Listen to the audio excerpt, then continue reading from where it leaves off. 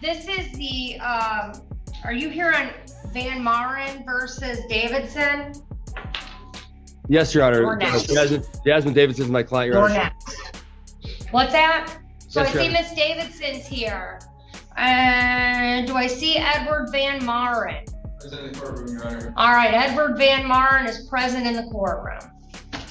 So I have a motion for, sir, if you want to come on up, you can have a seat at this table. Oh, actually, you're going to be at that table over there, okay? All right, so I have a motion up for summary disposition. I've reviewed the motion. I've reviewed all of the documents that were submitted to the court.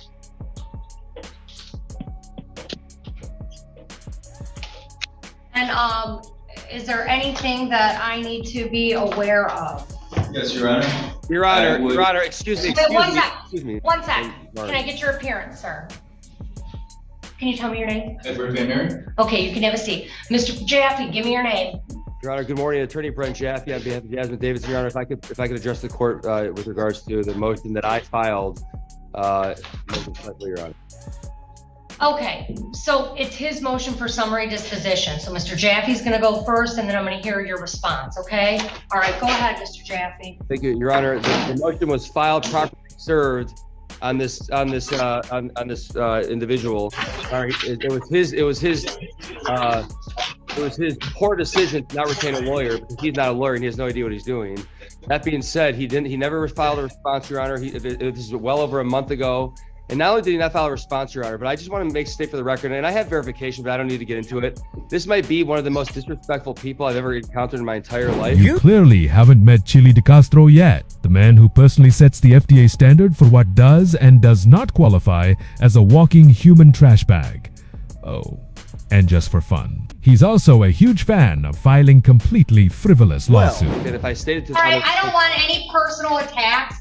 Let's just get to the meat of the case. What is your motion based on? Your Honor, And just get to that.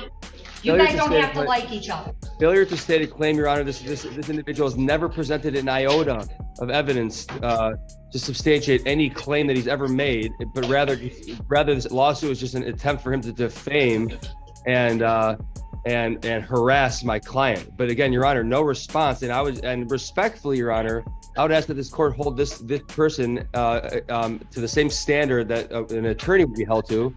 I would ask that my motion be granted accordingly, in this case be dismissed.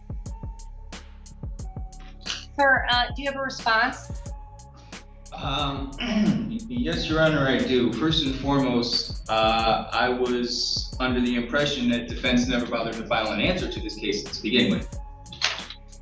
Moreover, as defense is trying to claim, my attorney was never present during the said case, the previous custody case between defendant and myself. I have in. So let me ask you this. Let me ask some questions. The parties were you married or dating? Dating. All right, so how long when did you start dating? We were together 5 years. When did you start dating? 2018. When did you split up? 22. Okay, so you split up in 22. Your allegation is that this, If I may, Your Honor, we started in 17, not 18. Our daughter was Okay. 18. Okay. So basically the allegation is that a bunch of these miniature charges were made. At the time, were you two lit these charges for like $3, $2, $1? I don't know if these are all like phone games. That's exactly what it was. Okay, it looks like phone games to me.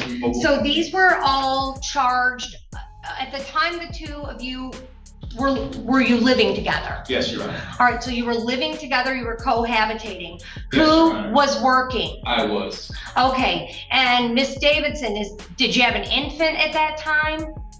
That kid spawned into the worst possible map imaginable. Okay, so there's a minor child. So is it a baby at this time or a young kid? I mean, there's no year on ISC like 1106, 1217, 320. It doesn't tell me the year these charges were made. Like, I can't tell from looking at the documents that were submitted when they were made. It just says year, or it says month and day. That is fair, Your Honor, and I do have a stack of papers more than an inch thick of 4 years of bank records. I would be more than happy to bring to Were you guys living together at that Yes, Your time? Honor. Okay, But the record so, also showed that she emptied my checking account while I was providing for both her and a minor child. One of those instances occurred while I was at a grocery store with a shopping cart full of stuff, and she still emptied my checking account. all right, but there's no claim for that in here. I mean, I just see the claim is that these are, I don't mean to call them micro transactions. Exactly what they are. But they, I mean, they're like $1.05, $1.05, $4.69, 91 cents, $1.05. Several hundred But- in total. These are, well, then what is you made a claim for 6,500.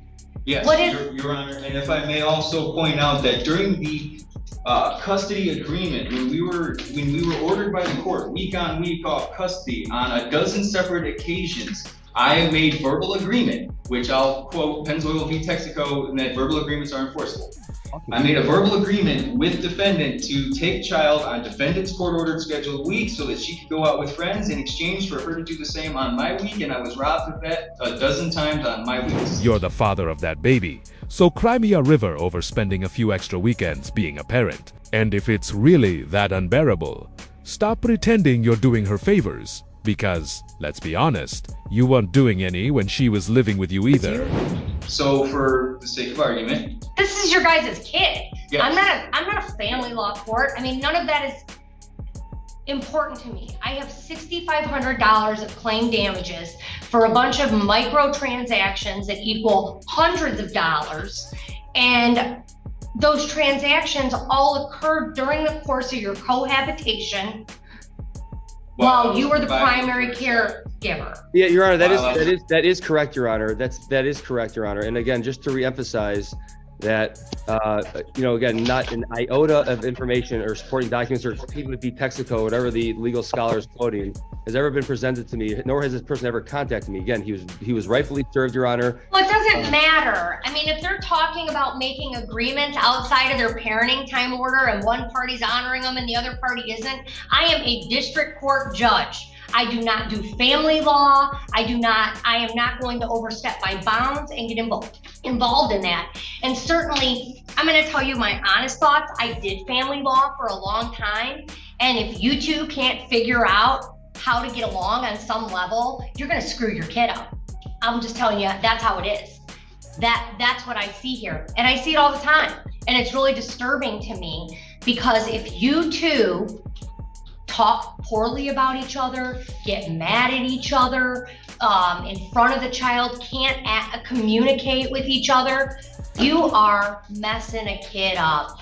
You are. And I mean, and that's a family law matter. It's not in front of me, but And Your Honor, I did I'm represent. very sad to see it over and over and over again. Sir, do you have any other documentation that you want me to look at? Your Honor, if I could actually go back to the motion in which defense made an effort to claim that my counsel never appeared, Why do I care? because he's trying to have my case thrown out on multiple grounds. No, he's not taking your side. He's dismissing your case under Rule 2.116C8, Michigan's version of Federal Rule 12B6. Translation: you failed to state a valid legal claim, which is lawyer speak for, you have no idea what the hell you're doing, and your lawsuit is about to die on arrival. That he's So you presenting didn't file No, a he's response saying, to no. the Listen, he is trying to get your case thrown out by saying there's no relief and there's no claim, that there's no legal basis for your claim. So, Is that you failed to state a claim on which relief can be granted. So I keep asking you, what matters to me is what documentation do you have that she owes you $6,500? Your Honor, would a couple write a contract for who's going to pick up children from school any given day of the week? No, most couples are not. So in the same sense, if a couple is together and one party owes the other money, are they going to write a contract? Yeah, the answer is No, and when one of the so are you charging her for food she ate while she was the primary caregiver for your child and you were at work? Is she have to pay you back for the food she ate? I'm asking. I'm asking you a question, and guess what? I got the robe, sir. So I'm asking you a question. Does she owe you money for food, shelter, clothing that you paid for her while she was the primary caregiver for your child? Your Honor, she does owe me for food, clothing, and shelter. During the 10-month span that I was under false pretenses, we were going to be a family. You Want to tell us you're an incel without telling us you're an incel? Because what you're really saying is that since the relationship didn't go your way, you now want a refund for the food, clothes, and shelter you provided while she was under your care. So I guess the real question is, are you ready to pay her for 10 months of 24/7 childcare? Okay, so no. All right, listen. The request for relief in this case was the maximum that was allowed in district court in small claims. It's since been removed, but the amount claimed was $6,500. And the allegations were credit fraud, defrauding by means of solicitation of prostitution, possession of stolen property, promissory fraud, and emotional distress. All I'm hearing is admission of fraud via solicitation of prostitution. So let me get this straight. For 10 straight months, you allegedly had a live-in prostitute that you never paid. At market rates, say $150 per session, plus round-the-clock daycare for both an infant and an adult toddler. Yeah, you're dangerously close to writing a check your ass absolutely cannot cash. Okay. I do have several hundred hours of audio recordings held within my own home, as the Exhibit A submitted by the defense shows that the defendant was made aware that everything in my home was being recorded. Your Honor, may I address the court briefly, Your Honor? Very brief. Thank you very much, Your Honor. As a practical matter, I represented my client also in the custody matter for like over the period of like almost a year. And respectfully, Your Honor, I'm not sure why this plaintiff feels he has a platform to do whatever he wants to do, Your Honor. Again, there's no relief has been, nothing's been substantiated, Your Honor, and they actually took this serious, which I don't think he is. And again, I think it's a pure harassment technique. And he would have hired a lawyer, because that's why people pay a lot of money to go to law school. All right. I mean, listen, Mr. Jaffe, we don't have to get in the mud though. Like, listen, as far as I'm concerned, I don't see any claim that relief could be granted on. I mean, all of these, when you have two people and look at, I'm going to just use common sense and reason. When you have two people who are cohabitating with a minor child, an infant, or a very young child, what year was the child born in? 2018? February 2018. So we're talking about a kid who's not school age, Correct. right?